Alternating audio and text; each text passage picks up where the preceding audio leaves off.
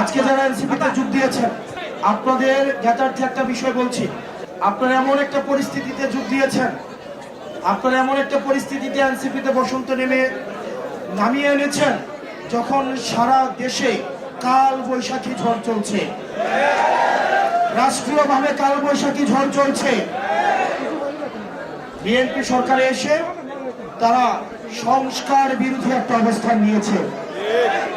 আমরা ওয়াসিম যেই জায়গায় রক্ত দিয়েছে, আমরা ওয়াসিমের রক্তের যেই শহর, এই শহরে আমরা দাঁড়িয়ে আছি।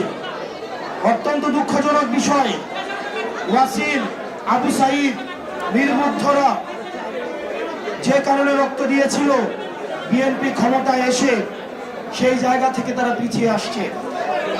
প্রিয় চট্টগ্রামবাসী, বিএনপির অসংখ্য নেতা কর্মী আমাদের কাছে এসে দুঃখ প্রকাশ করে, ভাই এই দলটার জন্য 17 বছর নিজের অর্থ দিয়ে, শ্রম দিয়ে, পরিশ্রম দিয়ে জেল কেটেছে এই দলটার জন্য।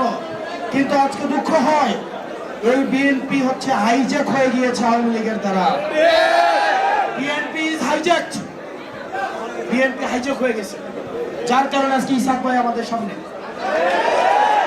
বিএনপি নেতা কর্মীরা এসে দুঃখ প্রকাশ করে, আমরা কাদের জন্য শ্রম দিলাম, আমরা কাদের জন্য এই রক্ত, শ্রম, ঘাম আমরা কোথায় দিলাম।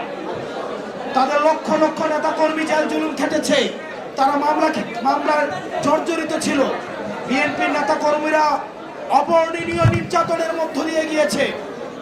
অত্যন্ত পরিতাপের বিষয়, বিএনপি তাদের নেতা কর্মীরা যেই স্বপ্নে, যেই বাংলাদেশের স্বপ্নে তারা এই জেল জুলুম খেটেছে, বিএনপি এই স্বপ্ন থেকে অনেক দূরে চলে গিয়েছে।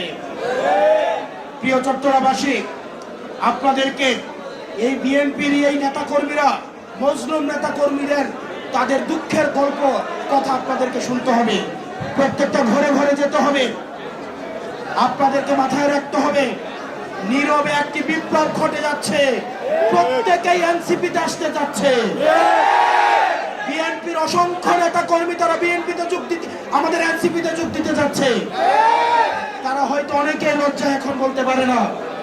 আপনারা তাদের কাছে যাবেন, প্রত্যেকটা কমিটির যারা নেতা কর্মী আছে তাদের কাছে আমাদের এনসিপির দাওয়াত পৌঁছে দিবেন। আমরা বিশ্বাস রাখতে চাই, যারা ক্ষমতাকে কুক্ষিগত করেছে তারা বাংলাদেশ পন্থার বিরুদ্ধে চলে গিয়েছে, সংস্কারের বিরুদ্ধে চলে গিয়েছে, আমাদের শহীদদের আকাঙ্ক্ষার বিরুদ্ধে চলে গিয়েছে। কিন্তু বিএনপির লক্ষ লক্ষ নেতা কর্মী এখনো পর্যন্ত আমাদের স্পিরিটের সাথে আছে।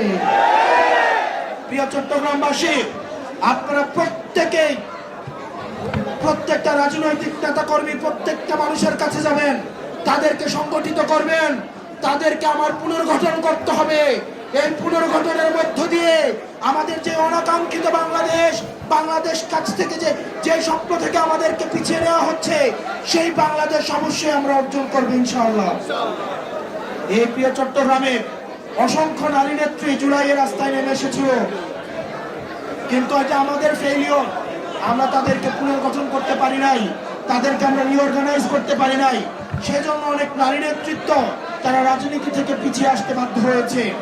সেজন্য নারী নেতৃত্বের মধ্যে যারা আছেন, আপনাদেরকে অনুরোধ করব, চিটাগংয়ের যে নারী শক্তি রয়েছে, নারীদের মধ্যে যে নেতৃত্বের যে ক্ষমতা রয়েছে, দক্ষতা রয়েছে, আপনারা প্রত্যেকটা নারীর কাছে যাবেন, তাদেরকে পুনর্গঠিত করে, রিঅর্গানাইজ করে আমাদের বৃহত্তর যে লক্ষ্য, আমাদের পুনর্গঠিত বাংলাদেশের যে লক্ষ্য, এই লক্ষ্য নারীদেরকে আপনারা অংশগ্রহণ করাবেন। প্রিয় চট্টগ্রামের বাসী, এই প্রিয় চট্টগ্রামে ঢাকায় যখন আন্দোলন বন্ধ হয়ে গিয়েছিল, বন্ধ হওয়ার উপক্রম তৈরি হয়েছিল, চট্টগ্রাম থেকে আবার আন্দোলন আবার সারা বাংলাদেশে ছড়িয়ে গিয়েছিল।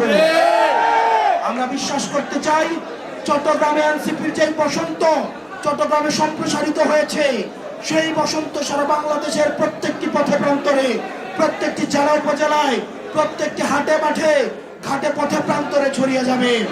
এবং আমাদের আহ্বায়ক জনাব নাহিদ ইসলাম, উনি ঘোষণা দিয়েছিল 10 বছরের মধ্যে যদি বাংলাদেশের কাঠামোগত পরিবর্তন না হয়, তাহলে উনি রাজনীতি ছেড়ে দিবেন।